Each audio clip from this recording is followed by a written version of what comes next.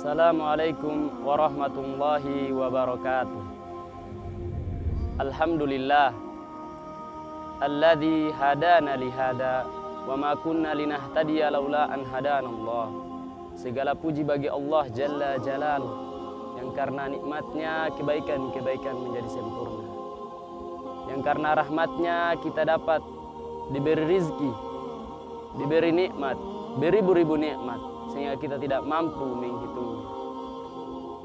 Hakta mesin secanggih apapun tidak akan mampu mencetak, tidak akan mampu menulis nikmat tersebut.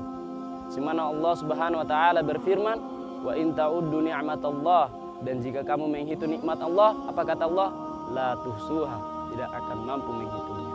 Allahumma salli wa sallim wa zid wa barik wa an'im ala habibikal mustafa wa nabiyyikal mujtaba nabiyina wa sayyidina Muhammad. Ya Allah, semoga salawatmu, semoga salam berkah dan nikmatmu senantiasa kau curahkan kepada hamba kekasihmu, kepada suri tauladan kita, yakni Nabi Muhammad bin Abdullah alaihi salatu wassalam. Beliau telah berjuang hingga titik darah penghabisan demi menyelamatkan umat manusia dari jalan kegelapan, dari jurang kenistaan, menuju cahaya Islam, menuju cahaya la ilaha illallah. Dan semoga salawat ini bersambung kepada keluarga-keluarganya, para sahabat, tabi'in, atba'ud tabi'in, dan orang-orang senantiasa berpegang teguh di atas sunnah beliau hingga yaumul qiyamah.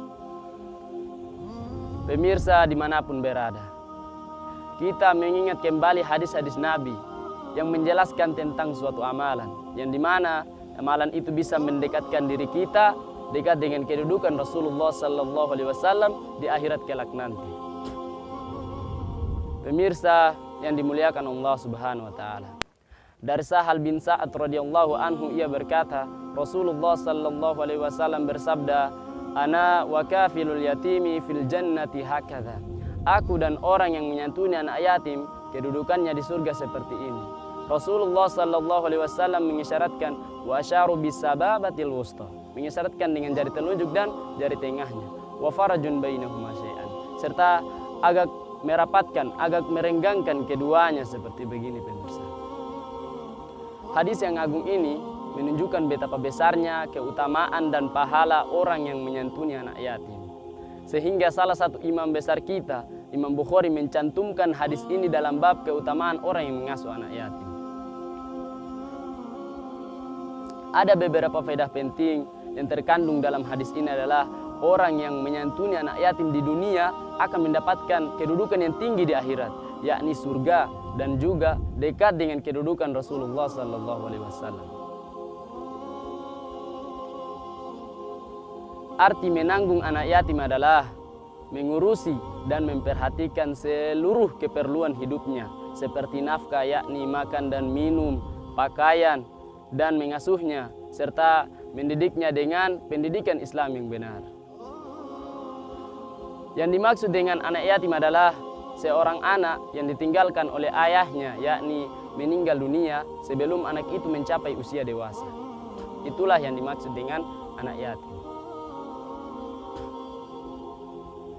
Keutamaan hadis ini berlaku bagi orang yang menyantuni anak yatim dari harta orang itu atau dari harta anak yatim tersebut jika orang itu yang mendapatkan kepercayaan untuk itu. Demikian pula keutamaan ini juga berlaku bagi orang yang menyantuni anak yatim yang punya sehubungan keluarga dengan anak yatim tersebut atau yang sama sekali tidak punya sehubungan keluarga dengan anak yatim tersebut. Pemirsa dimanapun berada,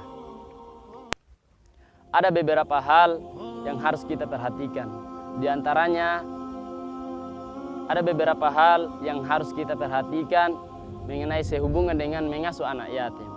Karena ketidakpahaman sebagian dari kaum muslimin terhadap hukum-hukum dalam syariat Islam.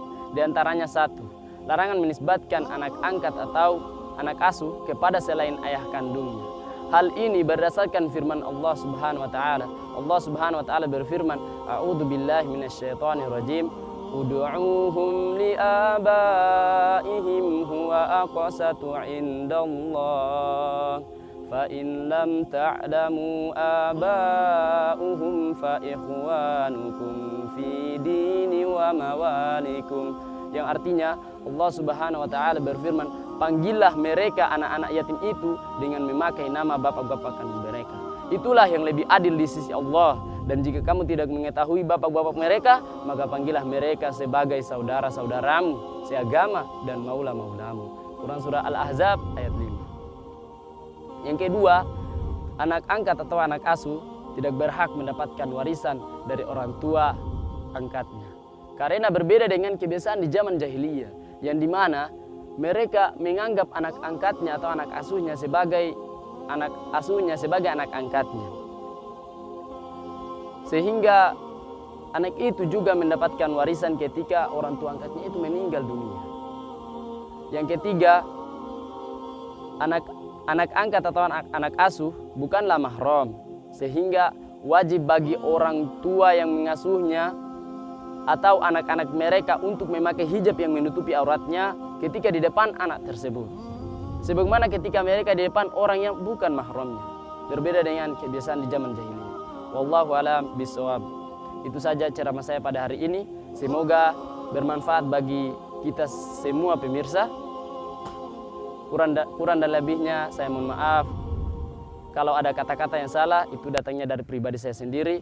Kalau ada yang benar, itulah datangnya dari Allah Azza wa Jalla. Wabillahi taufiq wal hidayah. Wassalamualaikum warahmatullahi wabarakatuh.